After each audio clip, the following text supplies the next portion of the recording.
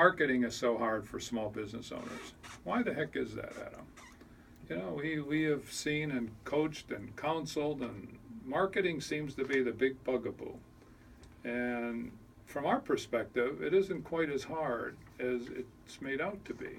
Well, I think what we may start with, Jack, as you get into this, why don't you define, because what we often will see is people will use the terms marketing and sales to mean the same thing.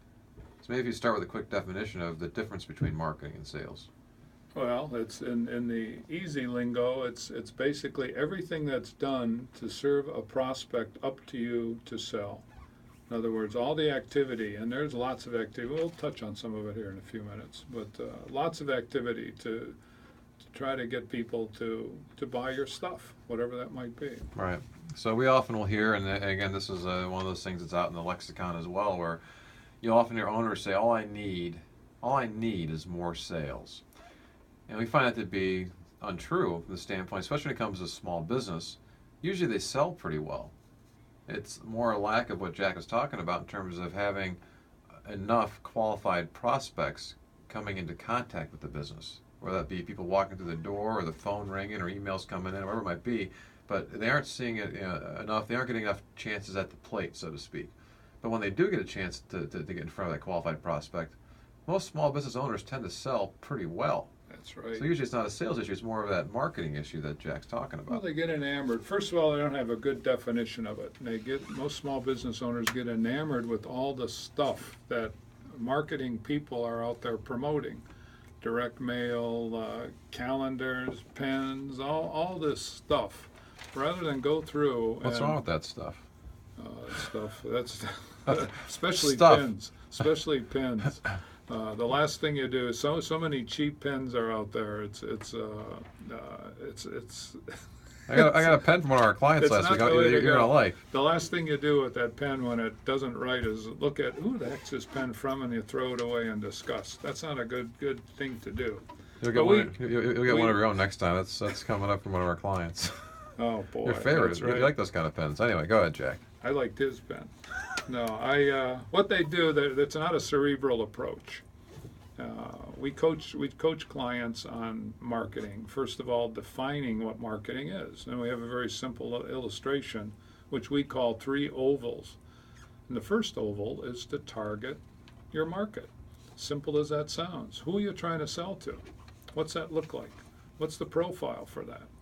And I'll come back through this again, but once you get that target set, then you have to craft a message that's going to appeal to that target, whoever that target may be.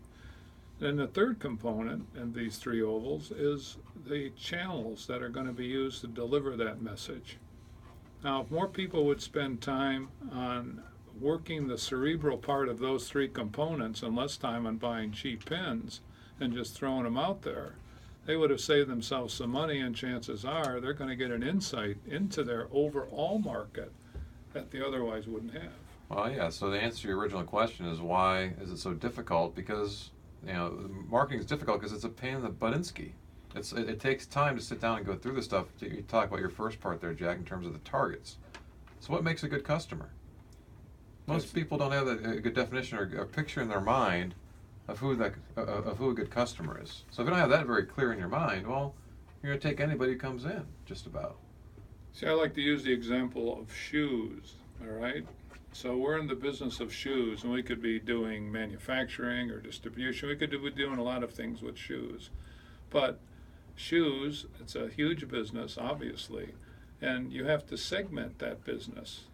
What does that mean? Well, you break up and start to define different components of shoes, be it sport shoes, and if so, another cut on that's going to be what kind of sport shoes: baseball, football, soccer. And once you narrow that down, you're going to segmentize that again, coming down to, if it's soccer, let's say kids from 6 years to 8 years old, and all the way up to Division I college players. So if you segmentize those and show the connection, you're going to now craft a message that's not going to be one size fits all. You're going to craft a message in the second oval that basically is going to be geared to, in the case of 6 or 8 years old, perhaps the mother of that family.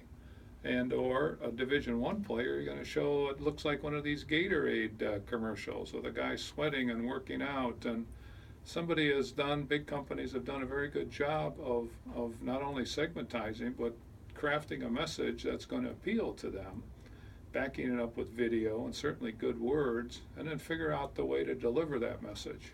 I don't know. That sounds like a lot of work, Jack. I mean, why can't I just go and, if I'm in that shoe business, why can't I just go and sponsor my local community sport teams? I'll sponsor a baseball team and a soccer team, and maybe I'll put a picture of my logo in the local school program for the high school or middle school program. Just kind of just get it out there. Just kind of put it out there. That's a good idea, Adam. Probably 90% of these small business owners do something like that, and that's the extent of their marketing planning.